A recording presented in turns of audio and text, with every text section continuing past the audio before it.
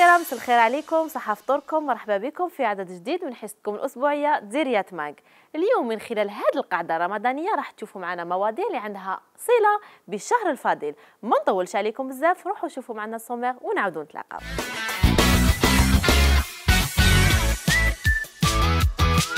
في ركن توندونس تكتشفوا معنا اليوم ألبسة حديثة للمتحجبات اللي اقترح عليكم محل حجاب فيلو ألجيري.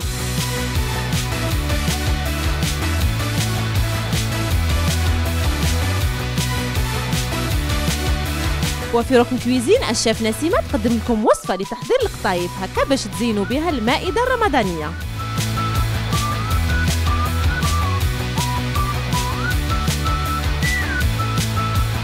أما في صبر آراء خرجنا للشارع وحبينا نعرفوا اسكو يقدروا يستغنوا الجزائريين على البوراك في شهر رمضان.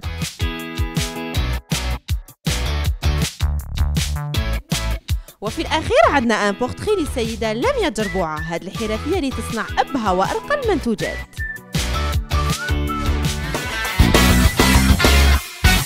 هناك ألبسة حديثة خاصة بالمرأة المتحجبة اللي تزيد في الأناقة ديالها، خاصة إذا عرفت هاد الأخيرة تختار اللباس اللي يليق بالشخصية ديالها.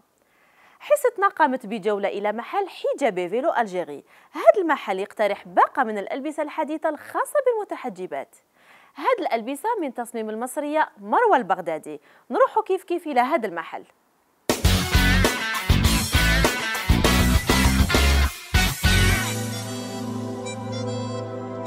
وجهتنا هذا الأسبوع كان لمحل حجابي فيلو المتواجد بالقبة القديمة.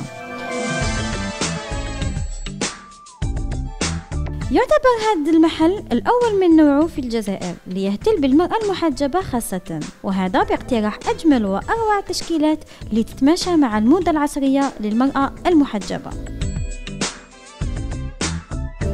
هذا الموديل من تصميم الخبيرة المصرية مروة البغدادي. اليوم وفي ركن الموضة راح نقترح عليكم موديلات صيف 2016.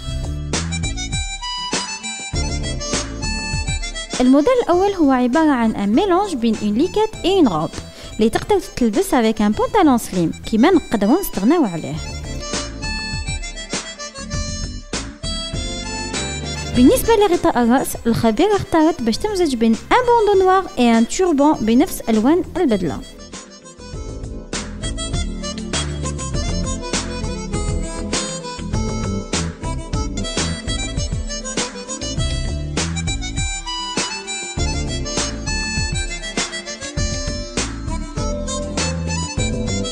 الموديل الثاني هو الليكات اللي تمزج بين اللونين الوردي والازرق، والمميز في هذه الليكات انها تقدر تلبس بعده طرق غير متشابهه.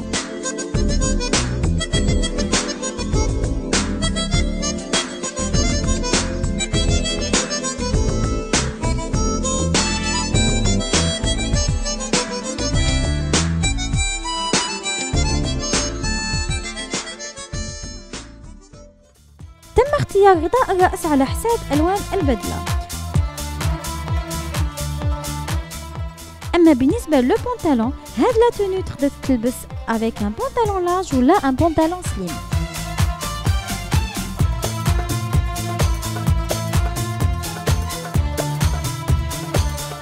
الثالث موديل هو عبارة عن une tenue de soirée اللي تقدر تلبسها المرأة في الأعراس والمناسبات وتتماشى مع الموضة العصرية للمرأة المحجبة. بالنسبة لاختيار غطاء الرأس يمكن استعمال كل الألوان.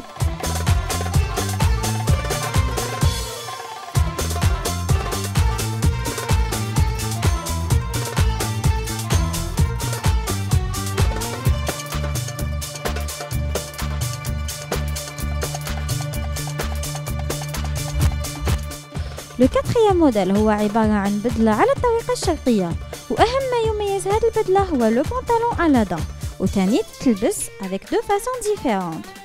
لاحظوا أن هذه البدلة تري شيك et تري براتيك، تقدروا تروحوا بها للعمل ولا تخرجوا بها.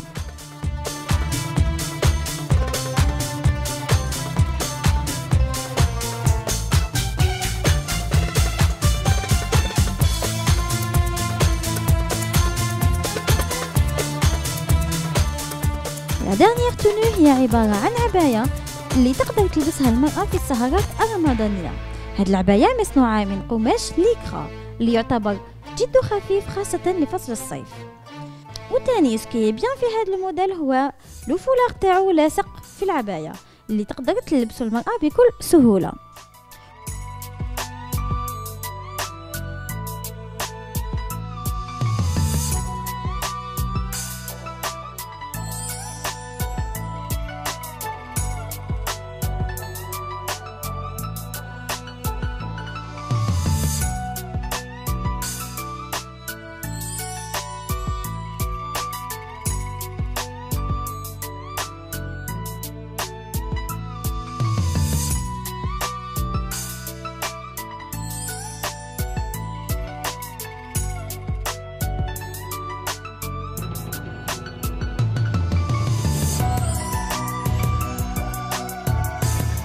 وفي الاخر اذا حبيتوا تحصلوا على هاد البدلات ما عليكم غير تزوروا لاباج فيسبوك الظاهره اسفل الشاشه ولا تزوروا المحل المتواجد بفيو كوبا.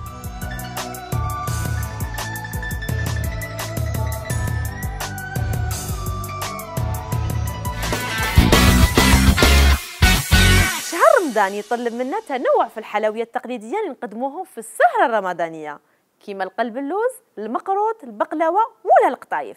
حنا اليوم راح نورو لكم كيفيه تحضير القطايف مع الشيف نسيمه، شوفوا معنا.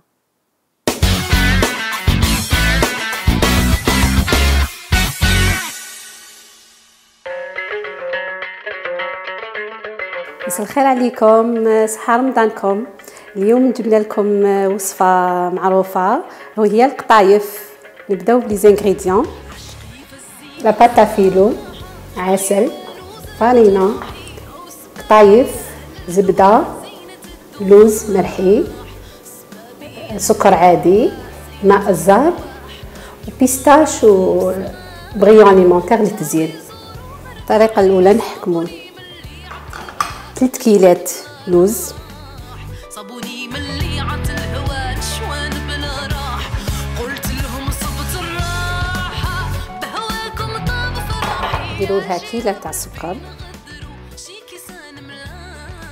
هاد لافاكس معروفة،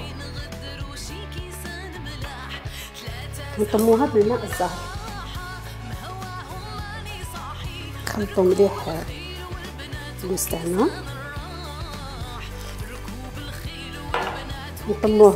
نطموها مليح حتى نتحصلو على عجينة، ونحطوها جانبا. ناخدو القطايف تاوعنا نرشوهم بالماء زهر باسكو هما ناشفين، لازم نرشوهم.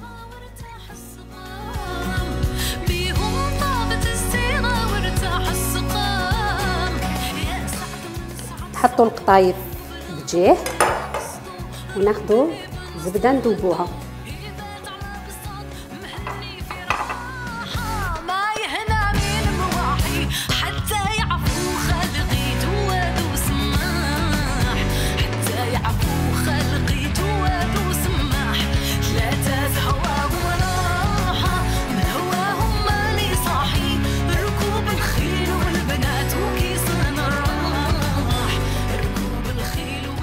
القطايف تاوعنا لازم ندهنوهم مليح بالزبده، لازم يتدهنوا. كاين اللي يحب يدهنهم بالسمن، بصح هي من الاحسن الزبده جبنان، دهنوهم مليح.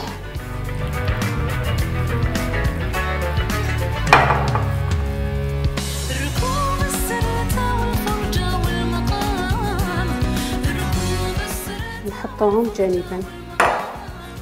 هذه خلاص كملنا بها. والان ناخذ لا باتا فيلو. لا باتا فيلو تنتباع في الاسواق. لا باتا فيلو هذه تخدمي بها كلش، قطايف، بقلاوه سوريه، فيها بزاف عفايس يديروا بها لا باتا فيلو. نرشو طاولة العمل.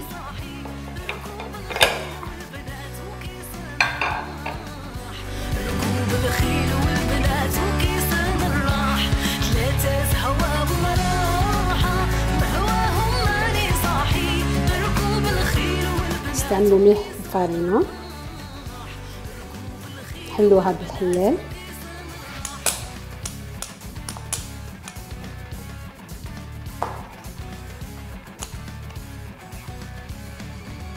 لازم نستعملوا الفرينه.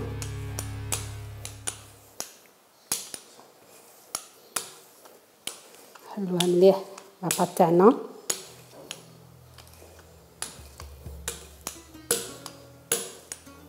تحبي تحليها في الماشينه تاع العمل ولا بيديك هكذا.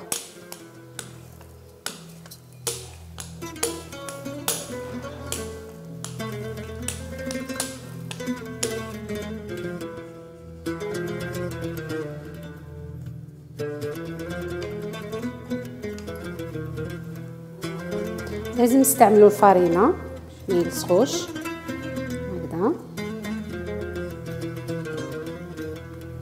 ونفرشوا لاباط تاعنا نفس الطريقه نستعملوها. دائما نرشوا الليمون تاعنا هكذا بهذه الطريقه.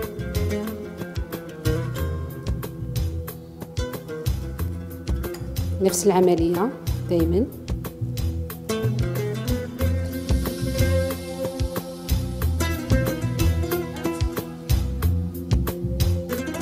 الطريقه الثانيه نحكموا القطايف تاعنا بعد ما شربوا زبده كامل،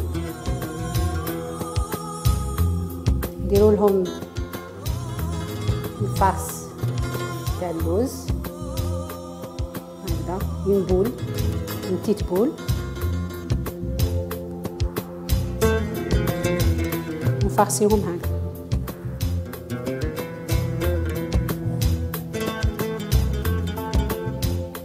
ونحطوها بنفس الطريقه توجور.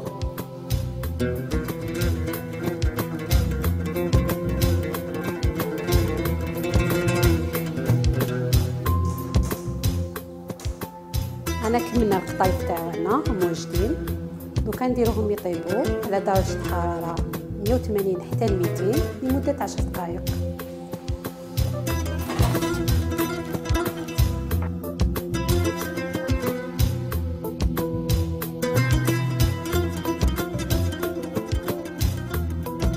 هاي طابت القطايف تاعنا، نخرجوهم.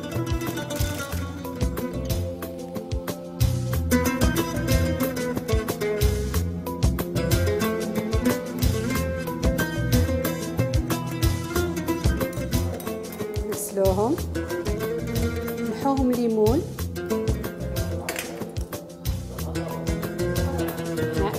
نحوهم ليمون،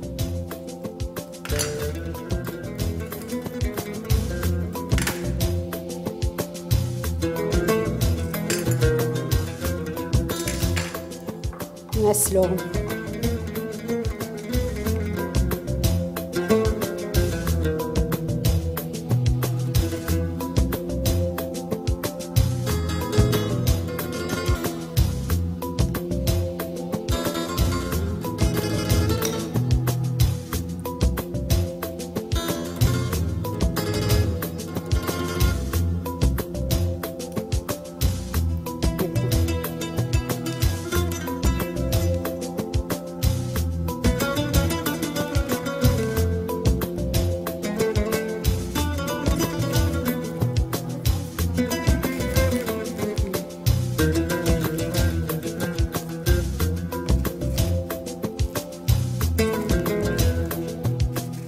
انا نفضل ندير هاد الطريقه باش العسل تاعنا ما يتواساش مع الكيسات تاع الورق.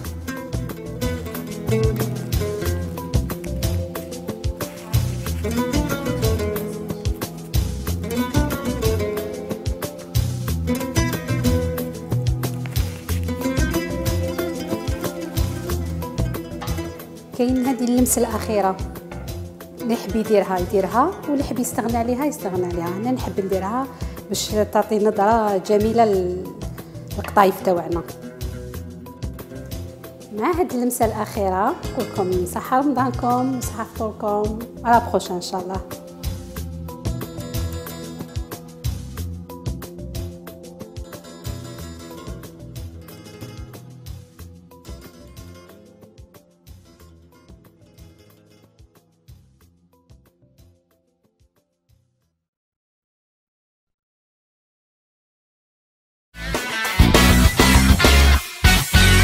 سيد المائدة الجزائرية في شهر رمضان هو البوراك. هل يستطيع الجزائريون الاستغناء على البوراك في شهر رمضان؟ كان هذا هو السؤال اللي طرحناه على المواطنين في حلقة اليوم.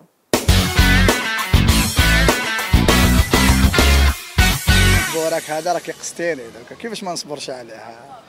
بوراك قاعدة تاع البوراك وحدها يلزم عليك باش يبان ريحة رمضان، شغل كاين عفايس يبانوا جدد، ماشي لا ديفيرونس ما بين في الافطار وفي رمضان حاجة فيزا. البوراك في الدار يحبوه، سيتادير لازم يكون. البوراك نصبر عليه نورمال باسكو انا بعيد على الدار ونصوم بعيد على الدار، ما كانش اللي يقدر لك البوراك يا انت يا ما كانش، دي فوا شري من برا دي فوا نخدموا وحدنا وهي رايحه. لا ما نصبرش على البوراك في رمضان، هذه حاجه يعني طبيعيه، كاع الناس كاع الجزائريين الشوربه والبوراك ما يستغناوش عليه. اما اللي دخل رمضان ما كليتوش توت فاسو شباب بوراك يحبوا مع الشوربه مع الفطور بالشوربه، وهذا رمضان ما كليتوش يعني. مريا جربوعة حرفية تصمم منتوجات فنية جميلة. هذه المنتوجات تقليدية وحديثة برسومات متنوعة. نروحوا نكتشفوا كيف واش دير هذه الحرفية.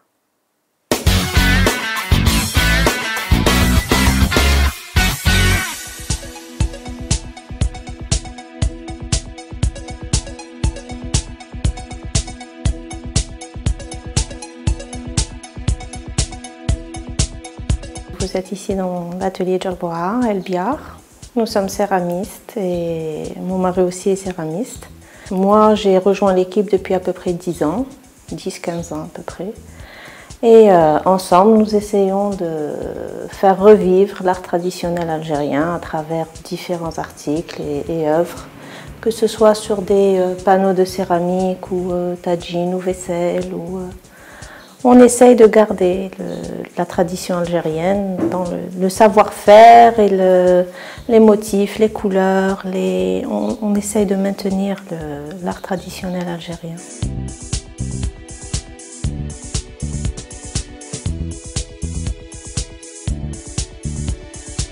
Donc la première réalisation, c'est le tableau bleu que vous voyez là-haut. Et j'en ai fait plusieurs. Je suis restée sur le plat, sur le carreau, parce que c'est le plus facile. Donc au début, pour acquérir la main et tout. En bas, j'ai attaqué des petites pièces.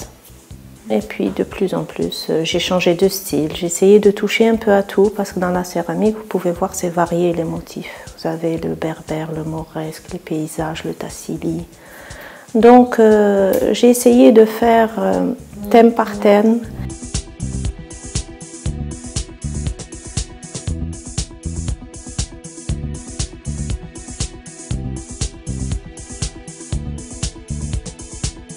L'inspiration des couleurs, bon, il y a des moments où ça dépend des pièces. Ça dépend des pièces, il y a des pièces, c'est traditionnel, c'est classique. Il y a la demande du client aussi. Et puis il y a des pièces où c'est de la création, où on se permet d'aller sur des couleurs un peu plus tendance, un peu plus flashy. Mais la gamme, si vous voulez, là on aime ce qui est traditionnel, on cherche à garder ce cap. Donc on maintient les couleurs traditionnelles, le bleu, le jaune, le vert, les turquois.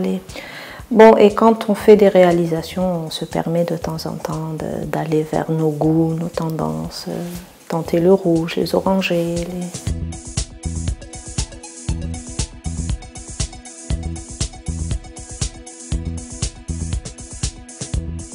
Les réalisations qu'on fait sont généralement, moi j'aime beaucoup l'objet utile. J'aime que le client qui rentre dans le magasin, qui achète du fait main, parce que c'est assez coûteux, qui arrive à s'offrir du fait main, puisse l'utiliser, avoir le plaisir de l'utiliser facilement. Donc j'essaye d'avoir toujours des objets utiles, qu'on utilise facilement avec plaisir. Ça peut être un porte-serviette, une babouche pour mettre des petites cuillères à café, ça peut être des tableaux, ça peut être... On va sur tout support du moment que c'est en terre et que c'est de l'argile. Après, bien entendu, vu qu'on a des pénuries parfois, des ruptures de matière, qu'on n'arrive pas à avoir de l'argile, moi je fais en parallèle des miroirs en vitrail, je fais des verres à thé, je ne reste pas à ne rien faire, donc quand je n'ai pas de matière, je passe à autre chose.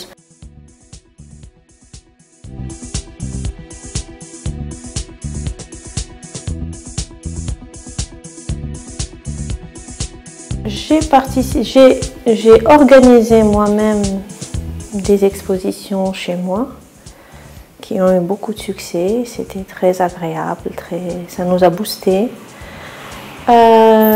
J'ai participé aussi à diverses expositions. Ça peut être dans des ambassades, ça peut être chez des particuliers.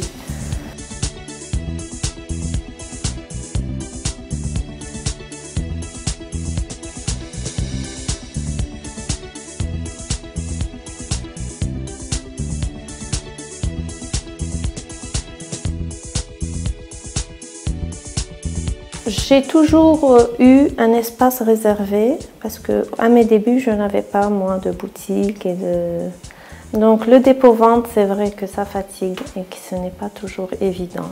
Donc pour réussir, il faut s'entraider, je pense. Il faut tendre la main à l'autre, comme on a reçu un jour nous aussi de l'aide.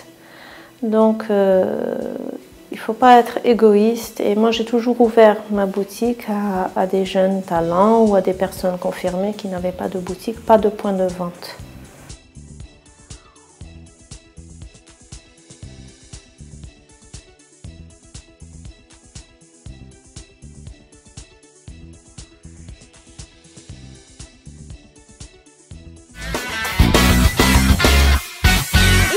نكونوا قد لحقنا إلى نهاية عدد اليوم. ما بقى لي غير نشكركم على المتابعة وما تنسوش تواصلوا معنا عبر صفحتنا على الفيسبوك. نشكر ديكوراسيون دينا على هذا الديكور اللي تقدروا تلقوها أيضا على الفيسبوك دينا ديكوراسيون. أما أنتم مشاهدينا الكرام نتلاقى بكم الأسبوع المقبل بحول الله. تهلاو في رواحكم وصحة سحوركم.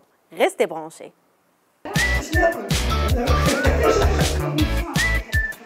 زبي حكمتوا خلاص المطلوع. رمضانكم اليوم نخرجوا فيه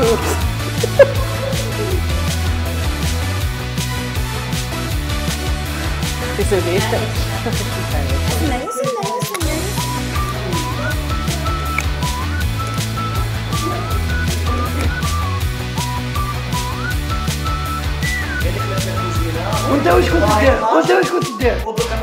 انت واش كنت دير في خلات الكوزينه؟ كنت فيلمي.